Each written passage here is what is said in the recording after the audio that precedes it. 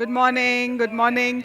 We all made it, right? Thank you so much for joining us this morning, especially to the folks who have come from outside, and then even the locals who have beaten the traffic and gotten here at 9:15. So thank you so much. So I'm Pallavi Priyadarshini, little bit of introduction. I lead engineering for the OpenSearch Project and OpenSearch service for a portfolio that includes search, security, and releases.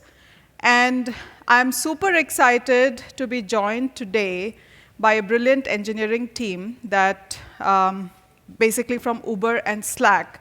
So quick show of hands just to get you all woken up.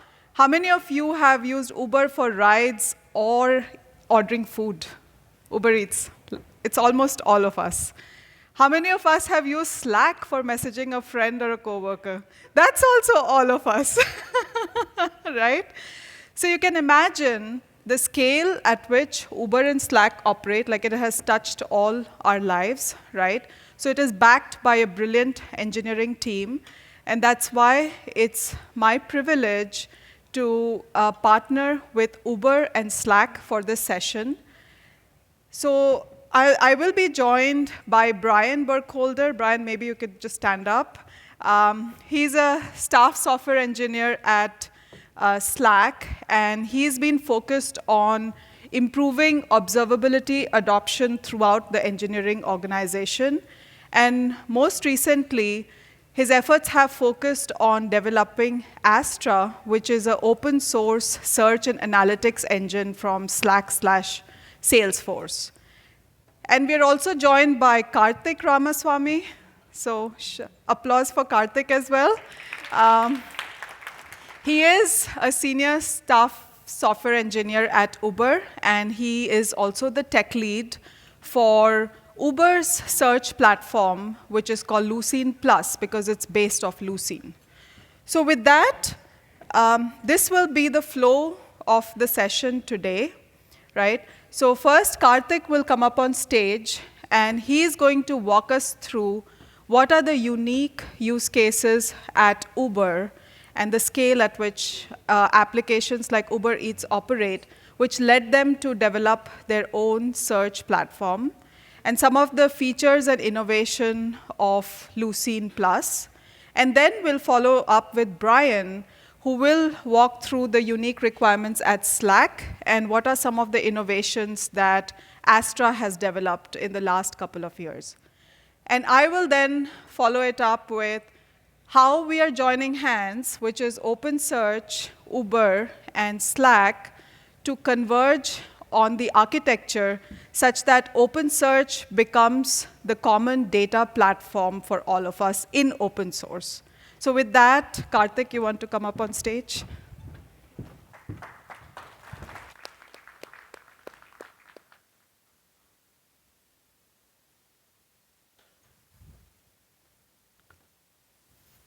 Good morning, everyone. I'm excited to be here. Today, I will give an overview or insights of how we do search at Uber. To set some context, I'll start with some of the popular search use cases that we have at Uber app. Right? Let's assume we want to book a ride from here to SF Airport. We take the Uber app, type SFO, and we are presented with a list of options. This is search, right? Under the hood, we send a search query to our location index, get the relevant results for the query, rank them, and display the most relevant results here. Search can be sometimes more complex, like in the second example. You may say that, find me the Fox rental near SF Airport. This is an example of a semantic search, right? Where we have to go beyond traditional keyword-based search, understand the user intent, and provide search experience. Now, let's assume we went ahead, booked the trip. What happens next is also a search, right? We are assigned a driver. For this, we run a search query to find the nearby drivers that are eligible for this trip and run some matching optimizations to find the best possible driver. This is an example of real-time search. To power this, we maintain an index that holds the real-time state of the drivers, their locations, and enables matching. Now, let's continue further, right? Now, we got a driver. What happens next? Next is we are provided a pickup spot, right? This is again search. Let's say we book this trip from this conference room. We have to find a nearby road segment where the driver can come and pick us.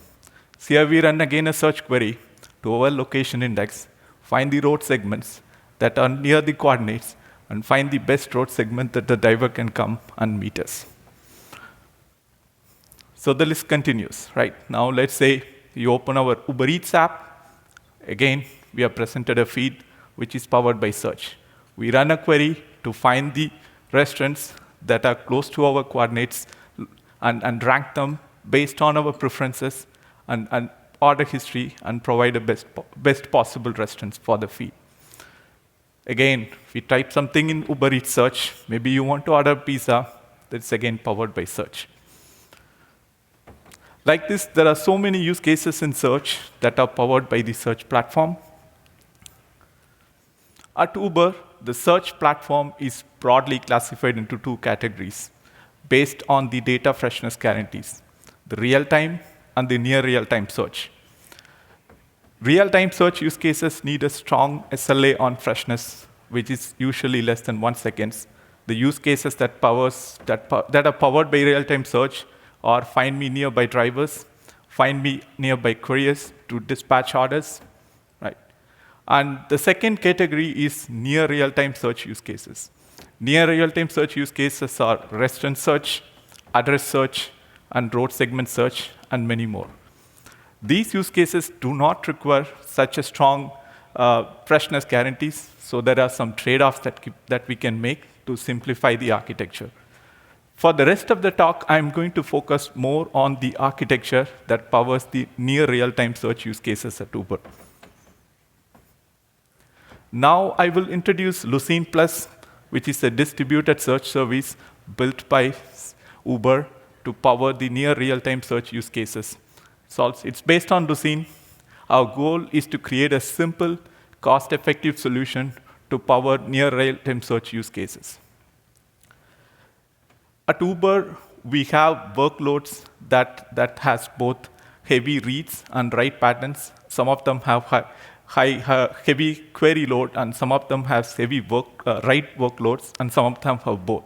So we want to be able to scale for both of these workloads. And obviously, we want to support both lexical and semantic searches. And another thing that you have noticed in the previous examples is that most of our searches are geolocation searches, where we want to find something nearby to a given coordinate. So we want to optimize the search for geospatial queries. And as you have seen, search powers business-critical use cases. Any degradation in the system directly impacts the user experience, business metrics. So high availability and resiliency are important aspects of the search platform. And things can go wrong. So we want the ability to recover faster in those cases. So here are some of the key features of LucenePlus. First is the read-write separation. So in LucenePlus, we have separate data nodes that handle reads and separate data nodes for handling writes. And the data is synced between the writer and reader nodes through segment replication. So this provides us isolation of the write and read traffic, which is one of the common problems in search systems, where heavy reads sometimes can impact your ingestion throughput and vice versa. This also provides us ability to scale data nodes differently. Write nodes can be scaled, have different configurations when compared with the read nodes. Another feature in LucenePlus is we follow pull-based ingestion model on the data nodes, on the write data nodes. So this enables us to implement features such as priority-aware ingestion and gracefully handle the ingestion workloads, and also ability to have multiple writer nodes for high availability. We can also do index builds through batch processing frameworks and deploy them on the data nodes, mostly useful for use cases with large data sets. Another feature is concurrent query execution on search nodes. I will explain how we implement some of these features in the following slides. Here's the architectural overview of LucenePlus. There are three main components here: gateway, ingester, and searcher. Gateway is a stateless service, especially it's basically a coordinator for writes and reads. It provides the gRPC endpoints for both writes and reads. So we have taken the OpenSearch DSL JSON language and came up with an equivalent proto for both reads and writes. So our writes gateway doesn't push the writes directly to the ingester node. Instead, we use Kafka as the write-ahead log. Right? The setup is that each partition in Kafka maps to a specific shard in the index. So there is a one-to-one mapping between the Kafka partition and the shards. So the gateway gets a write request, finds the shard that the request has to go through, and then writes them into the respective partition. So to provide high durability guarantees of Kafka, we use a lossless Kafka setup. So once the write request is committed to Kafka, it will eventually be updated in the index. So now the ingester node has a consumer that subscribes to the specific partition that the shard maps to, and then consumes the events and writes to the index. The ingester node periodically commits the index and pushes any new segments to the remote storage. Right? Along with this, the ingester node also commits the offset of the message that is lost committed, so that when the node restarts, it can resume from that offset from the Kafka.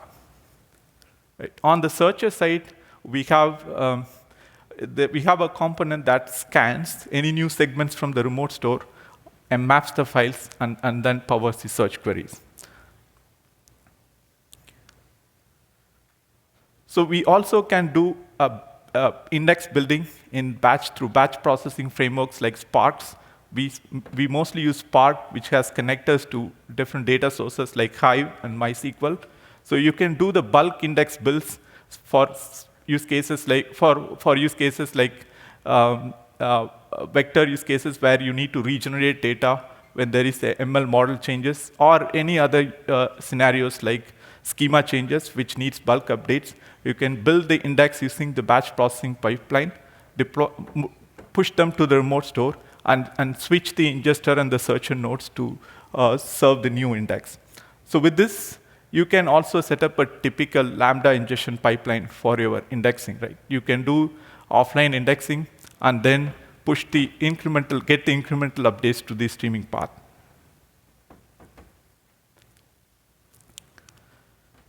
Here I will give a brief overview of how we do data partitioning at Uber. The whole use case data set is index. The index is divided into smaller partitions called shards, pretty similar to OpenSearch. And each shard maps to a container, and it can have one or more writer nodes and one to many reader nodes. And data within the shard is further divided into smaller partitions called slices. Each slice is an independent Lucene index. So in this example, an index is divided into 3 shards, and each shard is divided into 3 slices. So we have total 9 Lucene indexes. So this is configurable. The shard and the slices can be configured based on the use case. And one thing this provides is efficient geospatial lookups, right? If assuming that we sharded the index by some geostrategy, maybe a lat-long sharding or H3 sharding, and assuming that we also sharded the slices by some geostrategy like lat-long or H3, then the gateway can route a geospatial query to a specific slice or a set of slices, as opposed to fanning out across the cluster, right? This provides a very efficient geospatial lookup for us. The other benefits are forced merges are less expensive. Your data is partitioned into smaller Lucene indexes, and some merge operations become very efficient with this setup. And it also provides us to do or parallelize the upload, download to remote store. And another benefit is it also helps us to do concurrent search for the use cases that do fan out. Here, this provides a bit more detailed overview of how the components look from a single shot point of view.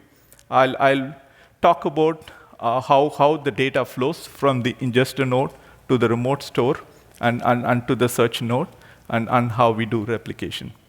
So ingester, as we discussed earlier, consumes the events from Kafka. It does a repartition to route the documents to respective slices. Each slice has its own writer thread, which converts the document into a Lucene document, writes to the index. It also periodically commits the segments and pushes them to the remote store. Right? On the remote store, each slice maintains its independent Lucene directory, and it also maintains the offset of the message that is last committed to it. Then on the searcher side, we again have the same set of slices. They all have independent components to sync the new segments from the remote store and map the files and update the searcher. Now, when the search request comes from the gateway, the searcher node fans out the request to the slices, execute them in parallel, merges the results, and sends back to the caller. This is again a view of a single shot. Here we will see how we achieve high availability for both writes and reads. One of the benefits of having Kafka as the write-ahead log is that you can create multiple writer nodes. They can independently consume events, same set of events, index them, and create segments and push to the remote store. So in this example, I have a shard 0 with 3 ingester or writer nodes. They are distributed across different zones for high availability and resiliency. They all independently produce segments and independently maintain them in the remote store. Right? This helps us to achieve high availability without any external coordination, and we call this as leaderless replication model. On the searcher node, we have a component that decides which node the ingester need to pick the segments from. It starts off with one node which has the most recent commit, and then it has some policy to decide when the switch has to happen. Basically, if the default option is if the commits are stale for a given stale for over a certain period of time, it tries to switch to the other ingester node if it has the most recent commit. And this can be configured by different policies. Finally, I will give a brief overview of how we use Kafka to achieve priority-aware ingestion. Again, this is another benefit of having Kafka as the write-ahead log. It helps us to prioritize events into different groups and isolate low-priority events from high-priority events, especially for use cases with very heavy workloads. In this case, in this example, I have 2 priority groups, high and low. Each can have its own Kafka topic as the write-ahead log.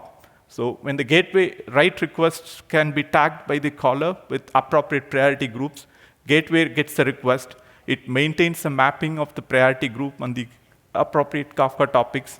It routes the request to the appropriate Kafka topics. On the ingester side, we have separate consumers for each of those topics. They independently consume and commit and write the segments to the remote store. We track the offsets, obviously, by the Kafka topic, so that when the node resumes, it can rewind and consume from the last committed messages. So this provides a few knobs to tune how we want to control the throughput for each priority. One of the important things is that you can have, for high priority groups, you can have more Kafka topic. It gives us high producing throughput as well as the consumer throughput. You can also have different quotas at various levels to control the throughput. Finally, a quick recap of the things that we have seen. So we saw a few search use cases at Uber.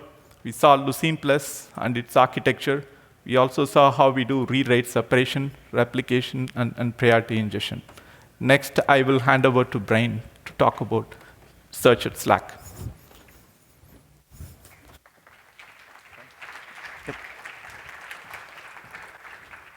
Thank you, Karthik. I'd like to talk about the search platform that we have at Slack. I'm going to be mainly speaking about application logs and network logs. So product search, as you see within the product, generally is provided by Apache Solr.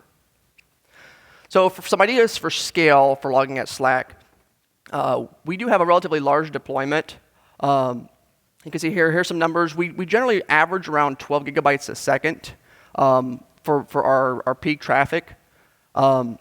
This ends up being around 2.5 trillion messages or so given our retention period. We generally target 7 days retention for these logs.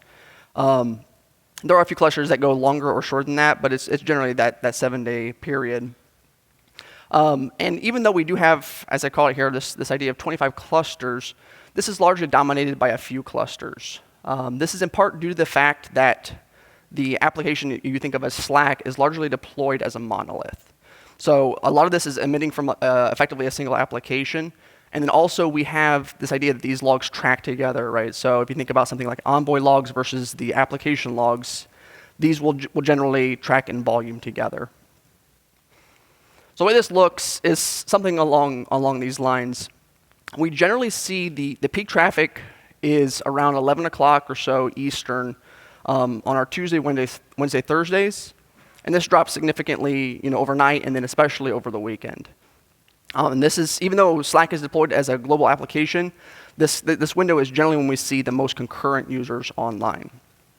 And in this example here, right, this cluster is provisioned at close to 9 gigabytes a second, but the average of this cluster across all these days is closer to this idea of the 6 gigabytes a second. So this ends up being a lot of wasted capacity and wasted spend across the course of a week. Especially as we think over the weekend. The challenge here, though, is that this is still not enough. So if we think about the scenario of an incident, this is more in line with what the traffic we see is. So this is an actual incident from one of the clusters we had provisioned. This was a Kubernetes cluster. I believe it was a bad deploy in which it started spamming a lot of stack traces. And this cluster was averaging 75 megabytes a second, provisioned at 125 megabytes a second for throughput, and that almost 10x'd. Now, obviously, the deploy was rolled back, but at this point, we have a challenge in that effectively what we have here is lag now, right? So we have this huge backlog for what was previously appropriately sized cluster is significantly undersized for the volume. And I do work on an observability team, so this is a challenge that I am focused on, is this idea of maintaining real-time visibility. Another interesting thing specific to this logs use case, right, is even though we have this widely swinging increase in volume, we have an interesting axis pattern when we think about how people query logs. So these are some metrics that we pulled for what the typical axis pattern looks like for logs at Slack. The vast majority of logs are accessed within that first hour of being produced. At Slack, this is almost 93% of the queries target under an hour. And this rapidly drops off. By the time you reach 24 hours, we're well below 1% of the logs being searched again. This is driven in part by two things, right? So if you think about an engineer is generally watching their logs. They're looking at the tails, trying to monitor a deploy, kind of get an idea how things are going there. Another contributor to this volume is also the automated systems. So it's very common to have alert policies set up where you will set something up that looks for occurrence of a particular log message, right, or a rate of log messages. And this generally targets the last 15 minutes, last 30 minutes, sometimes even shorter than that, right? So these automated systems drive a lot of queries against this most recent data. The challenge is we still need to provide this long tail of data, though, right? So if you think about a scenario where you need this, It tends to be stuff like root cause analysis, right? Or an engineer is looking at a particular error that they want to see a long view of, or customer support also uses this, right? So you get a customer escalation that comes through. By the time you get engineers looking at that, that can be several days past the time that the event happened. So when we started thinking about how we were going to solve these challenges, there were two main things that we had in mind. The first was this idea of prioritizing recent logs.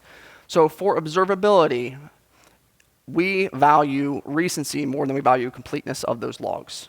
So some portion of the logs is more important to us than all of the logs, so that we don't lose this real-time visibility. The other is this challenge of dynamically scaling to capture both this wasted spend and wasted capacity over the weekends, but also be able to quickly absorb some of these spikes. So where possible, we still want to ingest these spikes without dropping them, but that is obviously an option that we do have. So we started our project in April of 2021, which is the same month that OpenSearch was announced. We initially based our solution primarily on top of Lucene. Recently, this has actually expanded to include a lot of OpenSearch code within our project as well. The way this looks is somewhat novel. We actually pull a lot of OpenSearch code directly into our POM directly and consume that. That largely includes stuff like aggregations. So we heavily use OpenSearch for aggregation logic. We use it for query parsing. And with that, we had this idea that we wanted to maintain a lot of these API compatibility. So we were only looking at replacing, at this point in time, Elasticsearch. So we were moving off of our Elasticsearch infrastructure, and we did not want to replace a lot of other services that integrated with this. So we obviously have a lot of the visualization tools like Grafana and Kibana. Logstash also writes to this cluster as well. And we have a lot of internal tooling that uses this.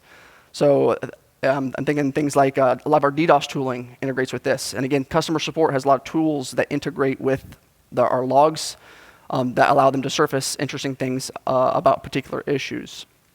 And these were not things that we were looking at addressing. So we did focus on this idea, this logs use case. Like as I mentioned, we have this idea where we can drop logs if we need to. So the architecture is actually going to look very similar to what we saw from Uber.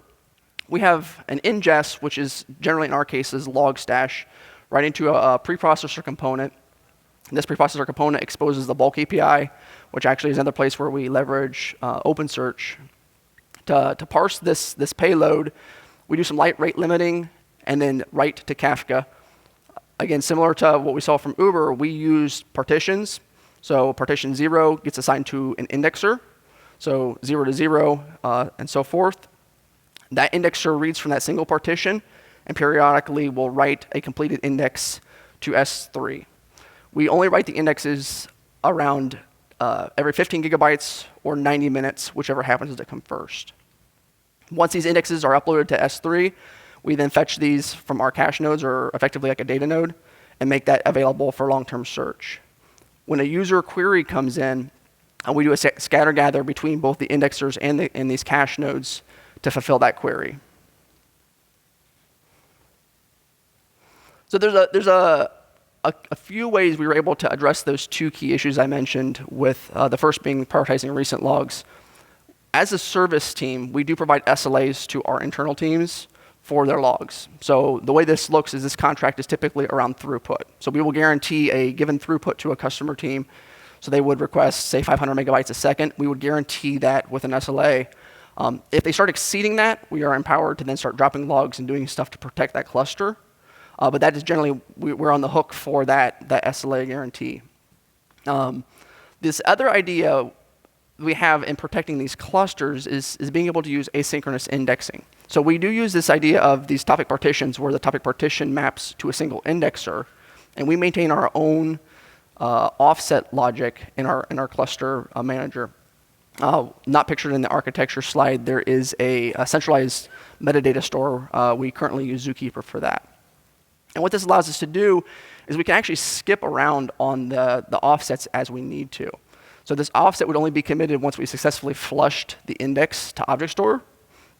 And at that point, if we ever needed to, for example, have an indexer crash, we can pick up from that previous offset. But it also enables this cool option where we can, if we're too far behind, we can immediately pick up from the current and create a task to asynchronously index the delta between those two offsets. The other issue that I mentioned was this idea of dynamically scaling. Because we have moved all of our persistence to object store, so we have Kafka as our persistent write-ahead log, and the actual completed indexes then are on object store, we never have to migrate data between nodes, right? It's always from or to object store. And this allows us to auto-scale a lot of this infrastructure. So the data nodes themselves auto-scale, preprocessor components can auto-scale, as well as the indexers. Well, we largely use horizontal pod autoscalers, so we are deployed on Kubernetes. And this allows us to quickly respond to some of these fluctuations in volume. So an example I gave of a huge spike in ingest volume, right, then we also have to appropriately scale up the cache nodes or the data nodes to handle that data until it ages off. And then lastly, this idea of optimizing for log query patterns. We actually do query both the current indexers as well as the data nodes. The benefit this gives us is we typically allocate significant amounts of memory to our indexers so that we can memory map the vast majority of that index. So we can satisfy this rapid response for the current data. And then the long tail queries have much less resources on those cache nodes. So the main thing that we would like to see, we do have a proposal out for an RFC on this for OpenSearch, is this broader idea of separating this storage and compute, right? So by leveraging object store as the primary location for storing these indexes, it gives us a few key things that we think are greatly beneficial across the broader OpenSearch community. The first being this idea of this elasticity. It is much easier to scale these components up and especially down, right? If you think about with a cluster model, what happens when you need to scale in a cluster and moving data around, that's a lot easier to do when you're using object storage as your persistent store. The second thing is this idea of resource allocation, right? So being able to allocate different resources depending on your use case. The example I've given here is focused on logs, right? That's where I have the most interest. But you can imagine a scenario where potentially you have lower indexing throughput but have a high query volume, right? By decoupling your storage and compute, you can more easily satisfy this use case. And the last is increased resilience. Because we are all using stateless nodes on our Kubernetes cluster, it's relatively easy to do operations, right? To destroy nodes as you need or move pods around. And next, I believe we will hear from Pallavi on how these can be pulled into OpenSearch. Thanks, Brian.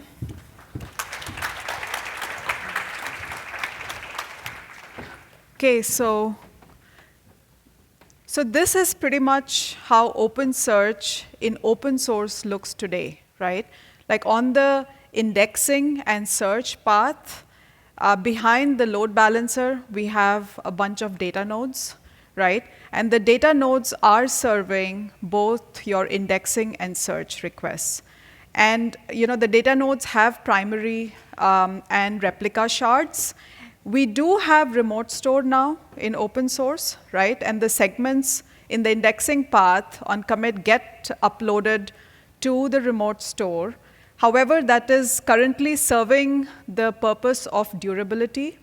The searches are still served from the local copy of data, right? So we have not completely decoupled storage and compute. We have taken good first steps towards that direction. And then, obviously, we have this concept of cluster manager nodes, which maintains the overall health of the cluster. And it'll decide on shard placement. It checks the cluster health. It does index mapping and a lot of functionality. So this is what it looks like in open source today. And this is what we are striving towards. This is a cloud-native architecture in open source OpenSearch.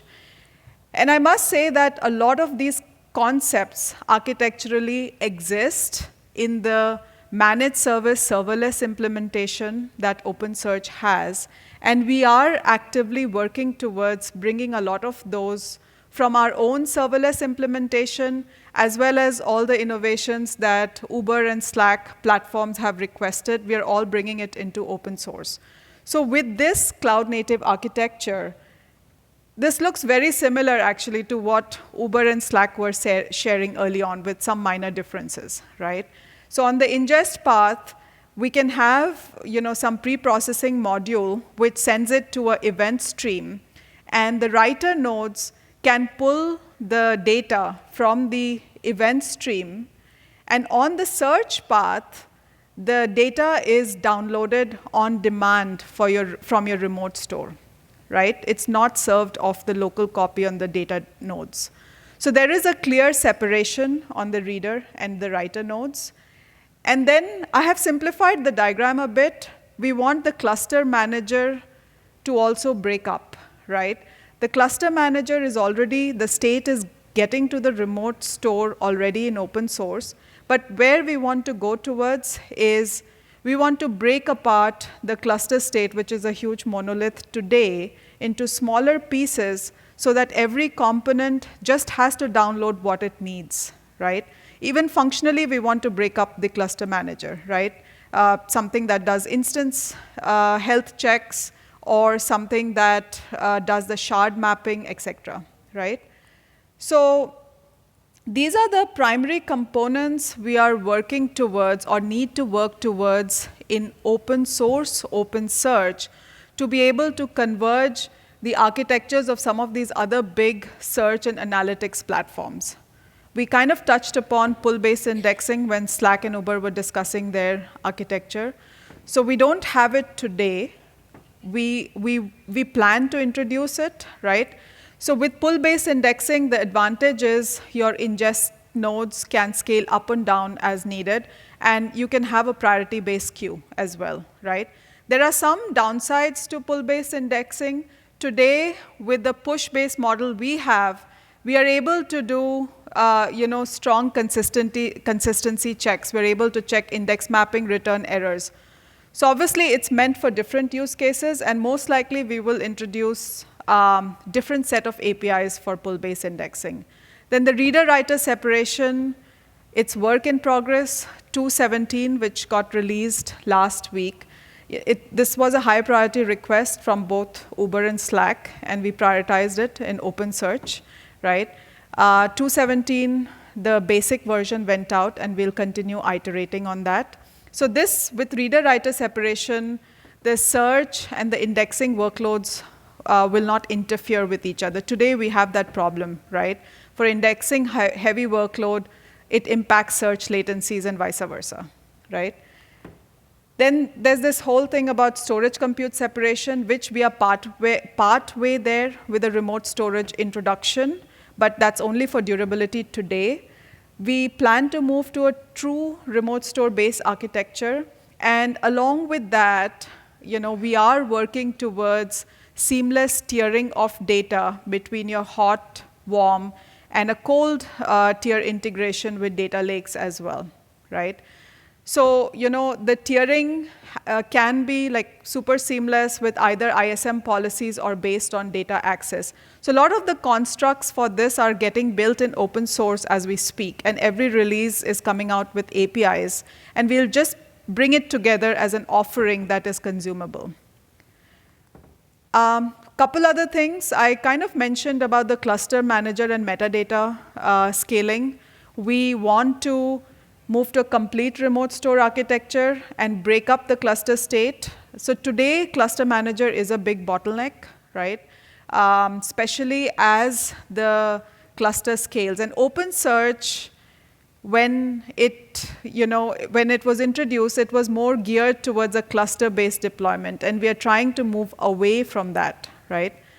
Then the last bit is, as we are moving towards a more service-oriented architecture for cloud-based deployments, the messaging protocol between the different services, we're making it more efficient. So there is a lot of work going on protobuf and gRPC to move to a binary messaging instead of doing JSON text parsing. And Uber is contributing a lot of code here as we speak. So these are the different areas we are working on.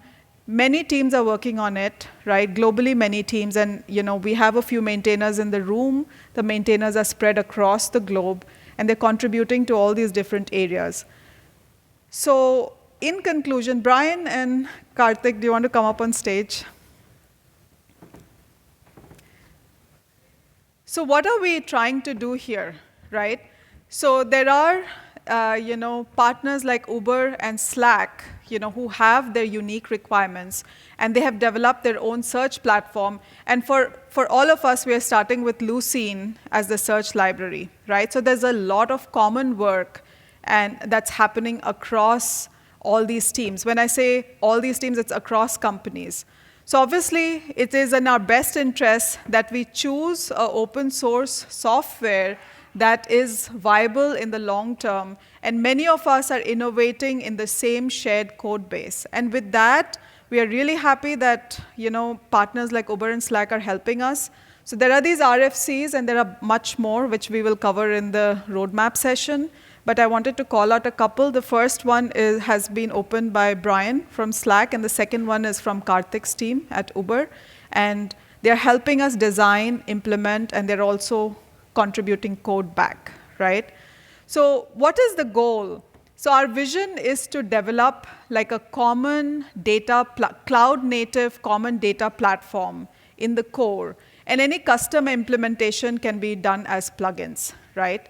We want to share the undifferentiated work that everyone can benefit from in open source. And OpenSearch core, we want to have like a minimum distribution, and it's up to the users or workloads to deploy it in either a cluster-based model or a serverless deployment, right? So partners and vendors don't need to start from Lucene and start building stuff that they need on top of Lucene to build their own search and analytics platform, right? So we are truly thankful to all our partners and obviously the maintainers and everyone who are helping us get to our cloud-native architecture. So with that, this is the end of our presentation. Thank you so much for listening. I know we were out of time, so any questions will hang around. You can ask any questions, okay? Thank you so much.